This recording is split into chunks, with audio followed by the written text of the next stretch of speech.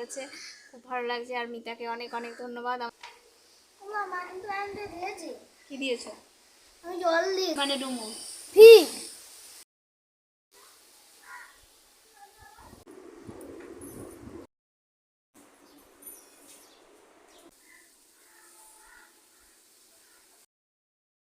এই সংসার একটা অত্যন্ত কঠিন জায়গা। এখানে কেউ কাউকে গুরুত্ব দেয় না, বুঝলেন? নিজের গুরুত্ব নিজেকেই তৈরি করে নিতে হয়। তো কেন বলছি সেটা অবশ্যই বলবো। তো প্রথমেই বলি, মালা অফিসিয়ালের নতুন একটি ব্লগে আপনাদের সবাইকে অনেক অনেক স্বাগত। আপনারা সবাই কেমন আছেন? আশা করি সবাই খুব ভালো আছেন। আর যেহেতু বৃষ্টি হলো, ঠান্ডা ঠান্ডা আবহাওয়া করেছে আজকে, তো আশা করি সবাই গরমের পর বৃষ্টি হওয়াতে খুব ভালোই আছেন। তো সবার শুভ কামনা করে সবাই ভালো থাকুন, সবার সুস্থতা কামনা করেই আজকের আমার ভিডিওটি শুরু করছি। হ্যাঁ, যেটা বলছিলাম, এই যে আমরা বলি নারী পুরুষের কোনো ভেদ নেই, ছেলে মেয়েতে কোনো ভেদ নেই, আমাদের সংসারে সবাই সমান। কিন্তু সত্যি কথা বলুন তো, আদতেও কি তাই হয়? এমন কয়েকটা হয়তো হাতে গোনা পরিবার আছে যেখানে ছেলে মেয়ে সবটা একই রকম করে দেখা হয়। কিন্তু আবার দেখতে গেলে বিভিন্ন কাজের হিসাবেই বলুন আর বিভিন্ন ব্যাপারেই বলুন, তো যাই হোক, পুরোটা আমি খুলে বলছি না।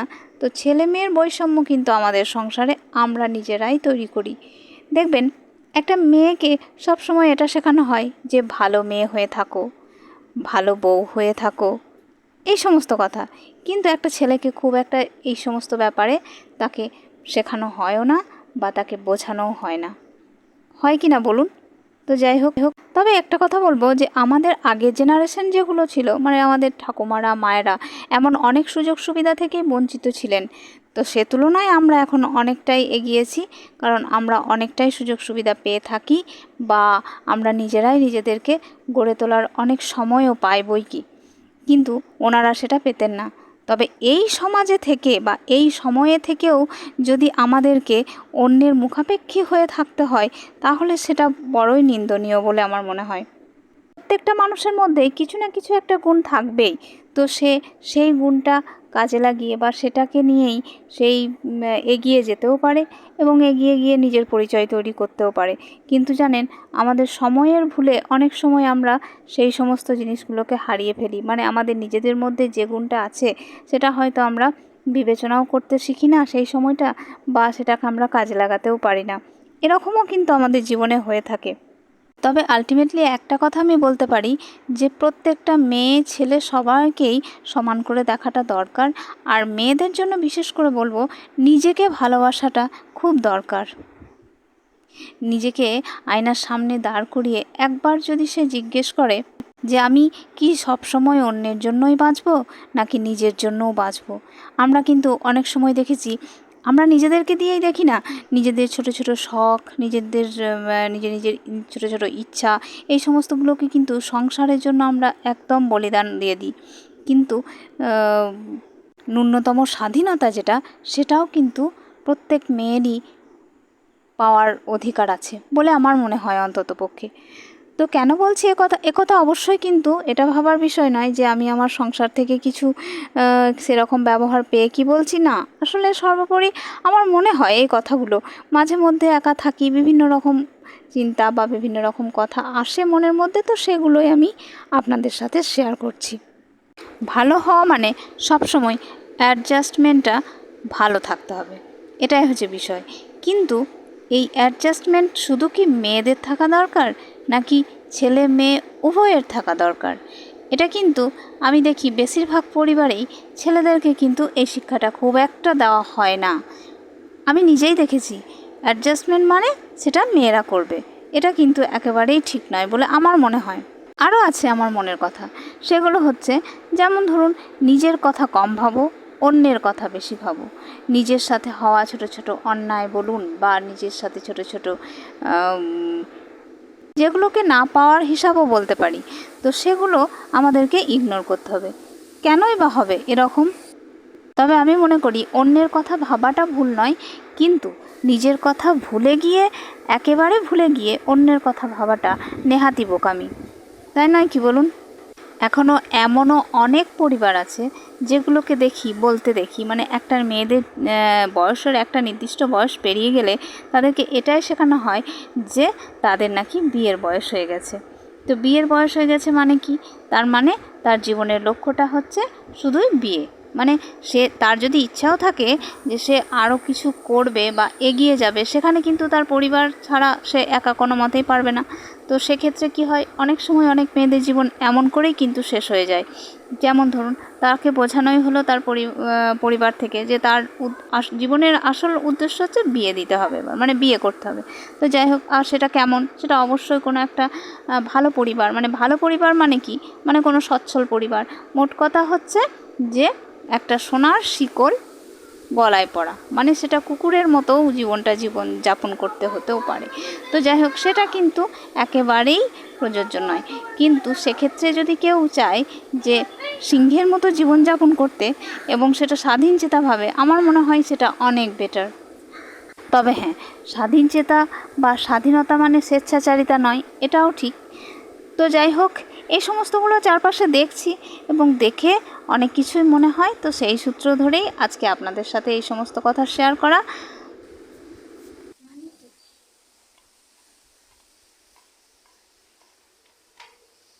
মানি প্ল্যান্টে দিয়েছি। কি দিয়েছো? আমি জল দিয়েছি মানি।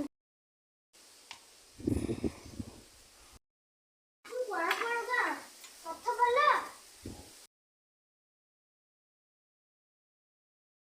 ওই দেখুন, মেয়ে ওদিকে গাছে জল দিতে শুরু করেছে। এগুলো কি? ডুমুর। কি মানে ডুমুর? ফিগ।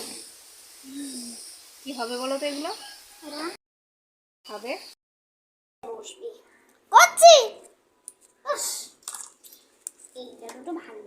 এখান থেকে একটা নি। এইটা ঠিক। এইটা বাবাজি হয়।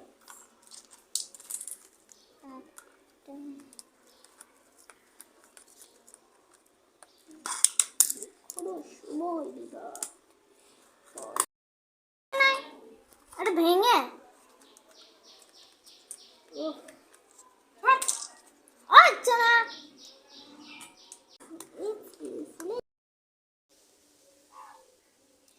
তো এখন বাজে প্রায় 3টের মতো। এই আমাদের খাওয়া দাওয়া কমপ্লিট হলো, সবার খাওয়া দাওয়া কমপ্লিট হলো। তো সব খাওয়া দাওয়া সারতে, সব গোছগাছ করতে মোটামুটি এরকমই সময় আমাদের রোজই হয়ে যায়। আর বাড়ির সবাই খাওয়া দাওয়ার পর যখন রেস্ট নেয়, মানে একটু বিশ্রাম নেয়, ঘুমাতে যায়, আর তখন আমি একটু সময় সুযোগ পাই আমার এই মুঠো ফোনটা নিয়ে বসতে। তো সেরকমই আমি আমার মোবাইলটা নিয়ে বসে গেছি। শুধুমাত্র যে ভিডিও দেখবো এমন নয়, হ্যাঁ, নিজের ভিডিওগুলোকে এডিট করার ব্যাপার থাকে। তো সেই এডিট করার কাজটাই আমি এখন করব, কারণ এরপর আমি আর সময় পাবো না। আমার এই সময়টুকুই আমার হাতে আছে, কারণ মেয়ে যেহেতু ছোট, ওর সামনে আমি সবসময় মোবাইল ফোন ব্যবহার করি না। তো যেটুকু করি, যদিও ওর সামনে আমাকে নিয়ে যেতে হয়, সেটা হচ্ছে ভিডিও করতে, কিন্তু তবুও আমি চেষ্টা করি অন্যান্য কাজগুলো ওর সামনে না করা, মানে মোবাইলের মাধ্যমে যে কাজগুলো। আসলে বাচ্চা মানুষ তো, ও নিতে চাইবে। তবে হ্যাঁ, ছোটোবেলায় ভীষণ নিতে চাইতো, মানে আমরা হয়তো এতটা জানতাম না, তো যার জন্য মোবাইল ফোনটা মানে নেশায় পরিণত হয়েছিল, এটা আমি এখন স্বীকার করি। তো সেটা অনেকটা কাটিয়ে উঠেছি আমরা, মানে সেটা এখন আর আমরা দিই না। তো ও চায়ও না, প্রয়োজন ছাড়াও খুব একটা চায় না। মানে ওর আঁকার ম্যাম কাজ দিলে তখন একটু নিতে চায়, যে কি কাজ দিল, ওদের একটা হোয়াটসঅ্যাপ গ্রুপ আছে, তো সেখানেই হোমওয়ার্কগুলো দেন উনি, তো সেটা দেখে। আর একটা সেটা হচ্ছে ওর নাচের ম্যামের যে ভিডিও শ্যুটগুলো আমি করে রাখি, মানে যখন নাচের স্টেপগুলো দেখায়, তো আমি তো নিজে তো নাচ জানি না, তো যেহেতু নিজে জানি না, তার জন্য ম্যাম যখন শেখান তখন আমাকে সেগুলো ভিডিও ক্লিপ নিয়ে রাখতে হয়। তারপর ও যখন বাড়িতে প্র্যাকটিস করে তখন মোবাইল ফোনটা একটু ইউজ করে। যাই হোক, এইটুকু ছাড় দিতেই হবে। আর আসল কথা হচ্ছে যে তাছাড়া বাকি, এই দেখুন, আমি বারান্দার দিকে এসে ভিডিও এডিট করব ভাবলাম, আপনাদের সাথে কথা বলছি, আর এই সময় দেখাচ্ছি বারান্দার কাছে একটা কাক এসে গেছে, ওই যে।